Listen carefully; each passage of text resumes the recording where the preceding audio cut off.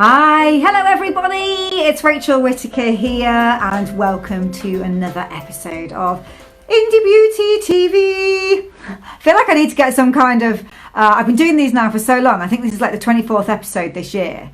I feel like maybe I need some music to get me into these things because I always seem to sing that, but it's lovely to see you guys. It's a solo episode from me today. I am going to be bringing you the highlights and the best bits from yesterday's beauty exchange. It was a great day and I can't wait to tell you all about it. So yeah, my name is Rachel Whittaker. I am the founder of Indie Beauty Delivers and I'm the host of Indie Beauty TV. Basically, my mission in life and the reason I set up my company is to really empower all of you beautypreneurs out there to launch, grow and build truly iconic brands. And I do this by sharing my passion for our wonderful industry. And I do this by sharing all my expertise. And I also do it by sharing other experts' expertise, which is what Indie Beauty TV is all about. It's either a solo episode from me or I bring in loads of industry experts. Happens once a week. It's always here on my Facebook at 3 o'clock. Mostly they're live. Occasionally they are pre-recorded. But you can always find them here on my Facebook page. I'm also slowly uploading all of them and it does take a long time, guys, but I'm slowly uploading all of them to my YouTube channel so that you will be able to go and watch every single episode of Indie Beauty TV whenever you want, and you'll be able to search for the episodes which are of most interest to you at any one time. So go and subscribe to my YouTube channel so that you can see all the new videos as they're uploaded. Also, I just want to let you know, I am working on getting Indie Beauty TV released as a podcast. So they're going to be pretty rough and ready, guys, but I know sometimes it's really difficult to find the time to sit down and watch something for half an hour or an hour. So what I've had done is I've had the audio of Indie Beauty TV converted into a podcast. I've got all the episodes so far. I just haven't made them available yet. So I promise I'm in the process of doing that and I will let you know as soon as possible. So if you're struggling to watch, I will have them available for you on podcast so that you can listen to them when you're on the train, walking the dog, taking the kids to school, waiting for the kids to come out of after school club, whatever it is. So watch out for that and I'll keep you updated. So beauty exchange. Wow, it was a great day yesterday. I saw so many of you. So if you were one of the people who was there, thank you very much for coming up and saying hello. Thank you very much for supporting me when I was speaking as well. For those of you who don't know what Beauty Exchange is, it's an annual event. It's hosted and organised by the wonderful team over at Enterprise Nation. It always happens in sort of June, July time. And it's a day that's absolutely dedicated to beauty and how to launch and grow a beauty brand. So it's normally about 9 till 4:30. It's always in central London. It's normally around about £50 or £60. So great value for the amount of information you can get during that day. They bring in a whole range of speakers each year. So this year there were speakers on from GS1, the barcode people. There was Wiz, who was sort of a retail expert. Formula Botanica were there this year talking about how to create a sensory brand. There were experts on logistics, which was me, social media experts, experts from the world of e-commerce, accountants. My goodness, it was an absolute... Oh, and I forgot the star of the show was Deborah Mitchell, the founder of Heaven Skincare. excuse me while I completely choke live on TV. And so they absolutely jam-pack this schedule. There's so much value for the price that you pay. So please, please, please, it was a sellout this year. Get your diaries out now. If you want to go next year, make sure you put it in your diary around about April to check and see whether the tickets have been released. Because you want to grab these fast next year to make sure that you get hold of them. But it was an absolutely awesome event. So I know some of you didn't know it was on. Some of you tried to get tickets, but it was sold out and you couldn't make it, and others simply couldn't make it. So I wanted to bring you today just the highlights, the summary, the best bits. Sorry, my cat has decided to come and play with me while I'm on Indie Beauty TV. Live stuff. So I wanted to bring you the best bits, really, and talk about it. So the first bit of highlight or key sort of tidbit that I pulled out of it that I wanted to talk to you guys about was from the wonderful Wiz Selby, who runs a consultancy that helps brands with their retail strategy. You can follow her on Instagram. She is available. She is here. Go and say hello to her. Wiz was on bright and early, and she was talking about how you should be preparing your brand for retail. And one of the questions that she answered in the Q&A at the end is a question that I hear founders talking about and asking me quite a lot. So from Wiz's presentation, I want to pull out the fact that the one of the questions that was asked was, when we email buyers, when we email retail buyers and we don't get any acknowledgement from them, what do we do? And I think this is a really great question. Number one, because doing nothing it simply just isn't the right thing, because maybe your email was missed, or maybe your email was read but it's just not the right time, or maybe they meant to answer you and they didn't. So just emailing once isn't enough. And what Wiz said is that what you need to do is probably go back to them, not every week, and probably even once a month would be too much, but maybe in just over sort of a month's time. You want to go back to them, but you don't want to just repeat what you said in the first email. You don't want to say, did you see my first email? What you want to do is talk to them about something slightly different, give them a slightly different angle. So maybe something that your brand stands for has been in the news and it's really relevant.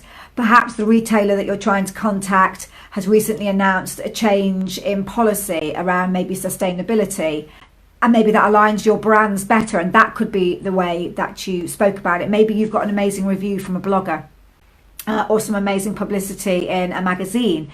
Maybe that would be what you could contact them with. So it's about being a little bit tenacious, not giving up at the first hurdle, but also being quite creative in the way that you continue to communicate with those retail buyers. Thought that was an amazing tip. So that was my kind of tip from Wiz, and like I said, Wiz is on Instagram, so do go and follow her. Amazingly talented retail specialist, and enjoys working with sort of both the larger brands and the more independent brands. So do go check her out if you don't know about Wiz already. Straight after Wiz, we got the amazing Formula Botanica crew. The whole team were there, which was absolutely brilliant. And Lorraine, their founder, the boss lady, she got up and did a really interesting talk, actually, all about how to build a sensory brand. And it was a very fascinating topic, actually, because she talked about quite a few things that perhaps we don't think about as brand founders. So the topic of how to create a sensory brand is dealt with. I can't get my words out. Dealt with in detail in their brand new business course that they've just launched, and which I had the pleasure of doing a module with them on. And so I think Lorraine had picked out some of the key pieces from that module from this new course to talk to us about. And I just want to pick up on just a few of the points that she raised, because they were different and they really got me thinking.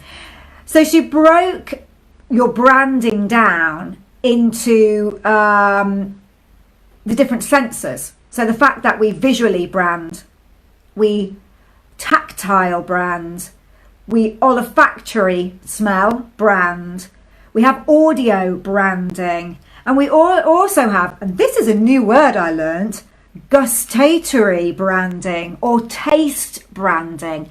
And I thought this was really, really interesting. So I'm going to pick up on the tactile branding first of all, because you might not think about your brand. Visual branding, we all know about visual branding. I'm not going to go there, but tactile branding, what did she really mean? So she was talking about obviously the way that your formulations feel, so whether they're silky or smooth. And she was saying it's really important to think about that tactileness in line with what your brand stands for. So she was saying, if you're a very millennial brand, which is fun and vibrant and lively, maybe you're looking at gels, something like that, that's sort of that kind of tactileness. But she was saying it doesn't stop simply at your formulations and how they feel. It's how your packaging feels. When people pick up your packaging, how does that feel? What is that saying about your brand? What if you could describe how your brand felt? Is that the way that your packaging feels? Is that the way that your formulations feel? And I thought that was very fascinating. And I wondered how many of us thought about our branding on that level. Olfactory branding. Again, we all know about how our products smell, our scents, or are not having any scent, our fragrance-free options. But Lorraine made us think about it a bit more depth. So she was saying, we could have our packaging scented. We could spritz the packaging that we use inside our parcels so that when somebody opens it, you get that kind of hit of fragrance. She was saying if you're doing live store events, what are you doing about smell? Are you burning incense? Have you got an oil diffuser going? How are you doing that? And again, she was challenging us all to say, if you could describe your brand in a scent, what would it smell like? And is that what you are then representing by the products and the image that you're putting out across there? Audio branding. So this was just, how does your brand sound? So if you have to describe how your brand sounds, how does it sound? How do you describe your products when you talk about them? How do you describe them when you write about them? And she picked up on a real growing trend here. And we all know that the Home Hubs, the Alexas, the Google, whatever they're called, they're all coming in. There are very few households now without one of these. And more we're going to see our advertising coming through these new pieces of kit, this new technology. So how would your brand sound? How would your products sound if Alexa talked about them? If Alexa put them in front of people? So it's really good opportunity, one, to investigate as marketing opportunity, but to make you think about how you are sounding. How does your packaging sound when people pick it up? How do your formulations sound? She was talking about the fact that maybe you were thinking about your packaging, and what you don't really want is when you squeeze that button, you get that enormous fart sound. It's not quite as you squeeze it. That's probably not how you want your brand. So think about all of that kind of thing, the depth that your branding can go into. And finally, she talked about the gustatory, as I said, new word for me, the gustatory and the taste branding.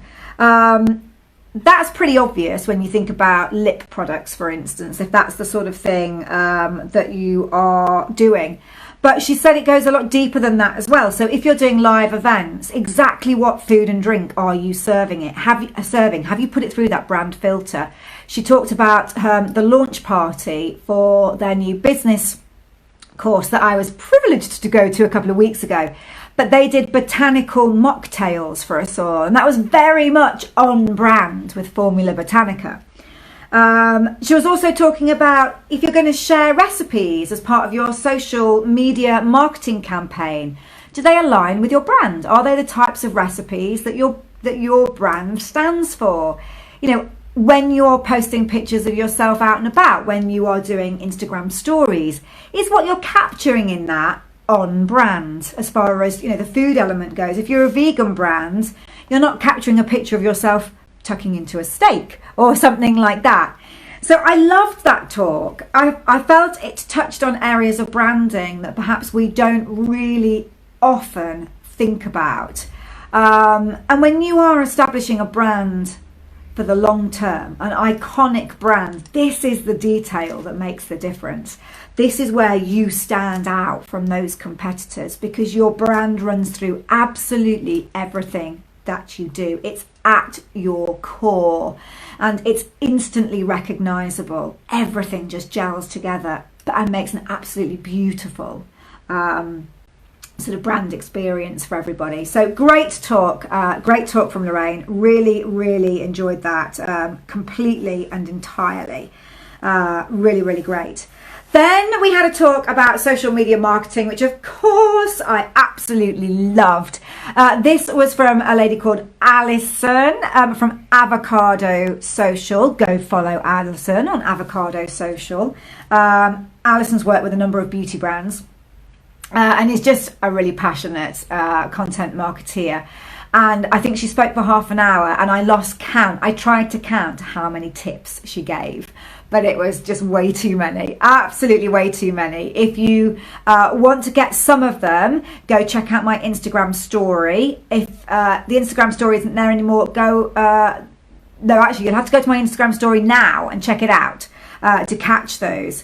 But it was simply half an hour of just tip. It was completely brilliant. I mean, I couldn't scribble it down. Couple of pointers though that she gave that I really wanted to bring up with you. Things that I think perhaps you could definitely be doing. The first one, she talked about content that you could put out there. Content that beauty files your customers really enjoy. And she picked up on education, educative posts. And she used Pi Skincare as an example. If you go and have a look at Pi Skincare yourself, you'll see that quite a lot of the posts that they put out there, the text, the captions that go along with the picture are quite informative. They're telling their customers how to use their products, the best way to use their products. And what Alison was saying is, people really like this approach. They like to read that. They like to be told what to do and how best to use things. So it might be a really good thing for you guys to start thinking about that in your content. Do some posts, do some videos, write some posts about how to use your products. Really great time at the moment. It's the summer season. I'm sure you've got products in your range which work beautifully on dry skin, sun-dried skin, sunburnt skin, dry feet, dry skin on your feet, all the sorts of challenges that your customers are facing with summer. I'm sure you've got products in your range at the moment. You could be doing these kind of more educative, informative posts to help your customers understand why they should be buying your products and how they can use them to solve those challenges that they're facing. So I love that. I loved that point from Alison. The other one she talked about is your posts on social media should be designed to add value or create value. So things like, I can't remember the name of the brand who did this, but it was a video that they'd done, which was all about how to give yourself a DIY facial at your desk at work. Little things like this which really add value, maybe sharing a recipe. I saw a brand the other day who had shared a recipe for a smoothie, and the smoothie contained their main ingredient of their skincare, which was watercress. And it was just a really lovely thing to do, but it added value. So maybe looking at your post and thinking, how can I add value to my customer? What could I give them today which they could take away and use? And it adds value to their life and makes their life just that little bit better today. Another brilliant tip there. The other one that I wanted to just put out there, because this is a bit of a future one. It's a bit like me talking about marketing using Alexa and the Google and the Home Hubs and things. WhatsApp is growing massively. And Alison had some amazing statistics, and she was saying WhatsApp messages have an 80% opening rate. Now, when you think about email opening rates, they're down around about the 30% mark. WhatsApp has 80% opening rate. What is that? That's amazing, guys.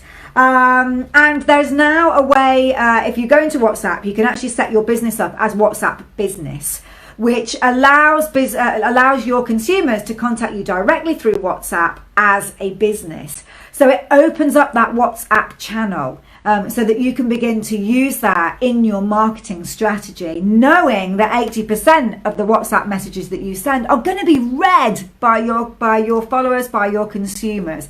WhatsApp, really good one, I think, to be having a think about, and making sure that you've got that WhatsApp Business, if nothing else, and then maybe thinking about how you can sort of use WhatsApp in your marketing strategy. So thank you very, very much to Avocado Social for all those amazing tips. Now, what else? We had an amazing talk from Deborah Mitchell, who is the founder of Heaven Skincare. And what I found very inspiring about this talk was that Deborah is really no different from any of us as solo entrepreneurs. She is a really down-to-earth lady who has worked her socks off. She's had ups and downs. She's had disasters. She's been on exactly the same journey as we have.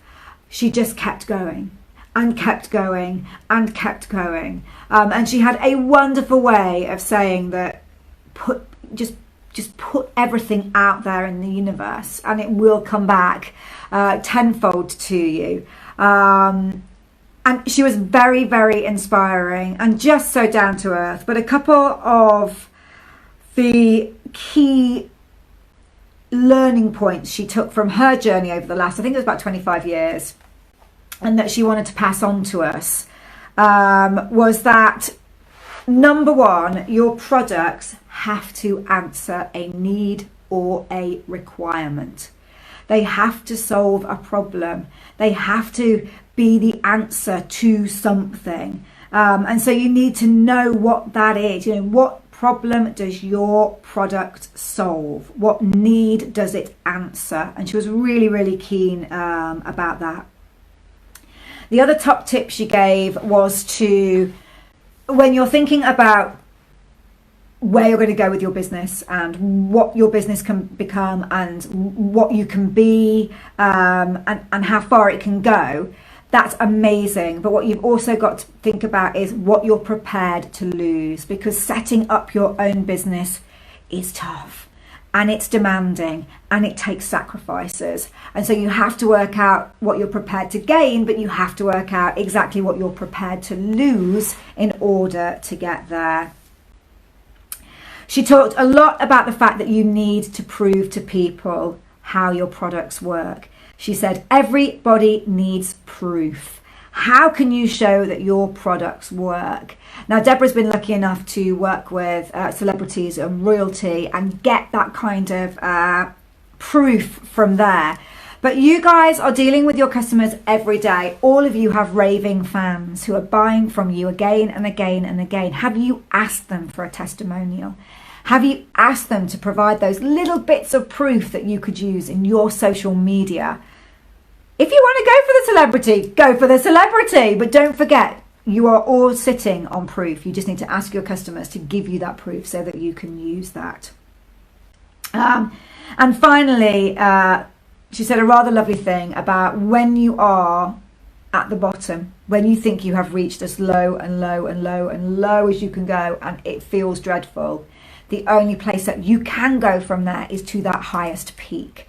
And so you just got to get on with it and keep chugging away because it's there. You can't go any lower. You can only go up, which I thought was a really, really nice one as well. And then the final talk that I wanted to mention and the final sort of piece of advice that I wanted to drop in was we had a really energetic talk from Ailish, the Glow Getter. And oh gosh, Ailish just brings her own brand of energy and enthusiasm to her presentations, and it was so great. And she was talking very much about creating the branding behind your brand. So she talked a lot about values, but she challenged everybody in the room to think very hard about who they are as a business. And the challenge was, if I'm going to ask you for one word to describe your brand, what would it be? You know, what is your brand doing? What does your brand do in one word? And she gave a really great example that some of us might have said, well, actually, my brand solves acne. It's it's something that makes acne a lot more bearable. What Ailish was actually saying there is, that's great. You're halfway there, but you're not fully there. Because, and I'm just going to see whether I can find what she said. It was the most amazing. Here we go. She said that people buy external solutions for internal problems. So acne actually isn't the thing that people are sort of buying the product for. It's much more emotionally deeper than that. It's to do with not being confident. It's to do with not liking the way that you look. It's to do with having to losing your confidence. It's a much more emotional and deeper thing that your brand stands for and your brand is trying to achieve.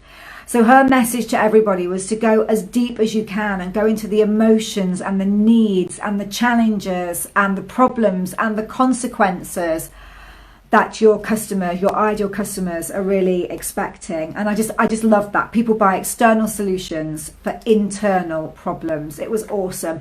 And of course, you can follow Ailish on social. I bet most of you do already. Who would not want a bit of that energy in their lives every day? Just tune in for a bit of Ailish and you'll be like motivated and ready to, do amazing things all day. That's me for today. That is my summary, my best bits from the Beauty Exchange. Like I said, please put this in your diary as a reminder for April next year. Have a check in April next year, find out when the date is and book your tickets early, because it was a sellout this year. Based on how good it was this year, I expect it to be a sellout next year as well. So make sure that is on your radar. If you've got any questions, you know what to do. You just pop them in the comments. Even if you're not watching this live, even if you're watching this on catch up, just pop the comments below. Tag me in if you can. Then I definitely know that they're there, and I will be straight back to give you as many answers and information as I possibly can. Indie Beauty TV is every episode is permanently here on my Facebook page. If you want to look back through them, just click on the left hand side on videos and you'll see them all appearing down there. You can click through. Like I said, I think this is the 23rd or 24th episode this year. We've had some awesome people on previously. We've had SEO experts, Pinterest experts, media and press experts. What else have we had on? Oh my God, we've had loads. Social media, marketing experts. We've had Kirsty Mawhinney from the Skincare Awards telling us how they work, plus loads of solo shows from me as well. So there's lots of information for any of you who are new to Indie Beauty TV. They're also being uploaded to YouTube slowly. So go subscribe to my channel. Indie Beauty Delivers is the name of my Rachel at Indie Beauty Delivers is the name of my channel. So just go over there and subscribe, and every time a new video pops on, you'll get notified. Anyway, it's been a pleasure. It's always a pleasure to do my Indie Beauty TV. Always a pleasure to speak to you guys. Thank you very much for your support at Beauty Exchange yesterday. I had a fabulous talk. It was really, really awesome. I'll do it as an Indie Beauty TV sometime soon, so that you've got you can relive that or live it for the first time. Mwah. Loads of indie hugs and love for now. Bye.